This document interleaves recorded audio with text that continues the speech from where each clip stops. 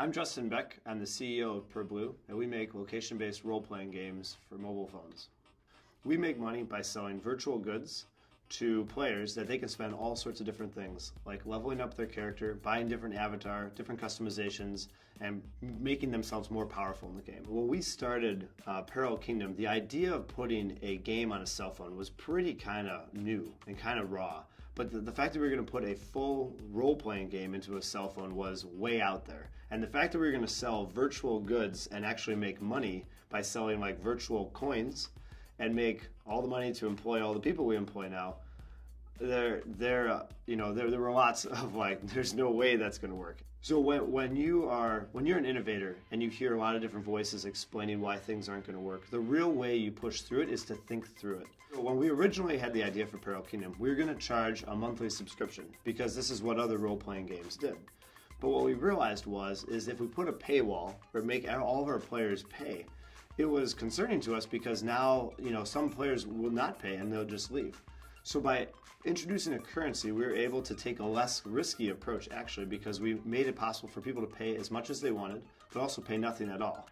And this is the way that Peril Kingdom has really been successful at being able to continue to grow and continue to make a substantial chunk of money. This business model was pretty new. Now it's like pop culture. All games on the phone pretty much do this. Not all of them, but most of them do. When we first were doing this was very unique. Now the fact that we were still bootstrapping our company, the only two people that had to be convinced that this was going to work was me and my business partner Andrew. And we actually, after designing it, were extremely confident. We were very optimistic that we had designed the best system we could, given the circumstances of where we were. And so we had a lot of excitement about our business model, and we put it to the test on November 13th, 2009.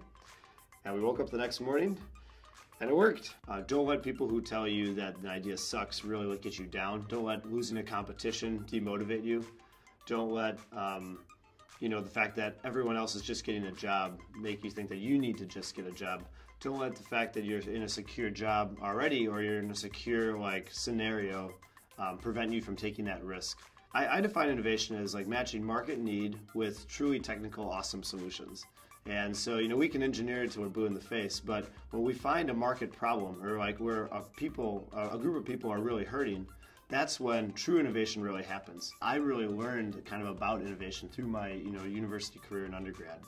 And it was, kind of a painful 1 year at a time process.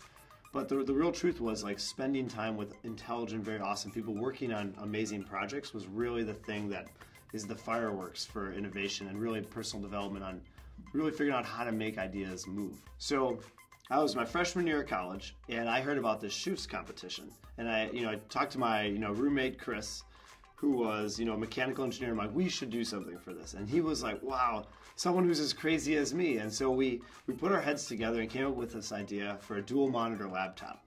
Now we thought this was like the coolest sliced bread, best thing in the world. But we went to this competition. We did shoots. We went through all the process and steps. And we ended up losing. We ended up not getting a thing. We walked away with not a thing. But the thing we learned was all the questions they asked us. We were like, wow, we didn't think of it that way. How are you going to take this to market? How are you going to build this? How are you going to protect yourself in this other way? And so the process of going to shoots that first year was very enlightening for us. And it didn't make us feel like, oh, darn, we lost. It was like, we're going to do this again. And we're going to do it a lot better. I think in our culture, we think failure is bad. But in innovation, failure is just learning which way to go. There's this great kind of quote or concept is that knowing what doesn't work in the market is great in competitive intel because now you know what doesn't work. So now you can try something else to see if that will work.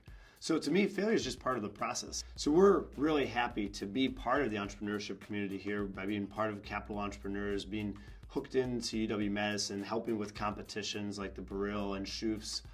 There's just so much to do, but it's all part about building a force of building successful businesses that are really creating awesome ideas that are changing the world.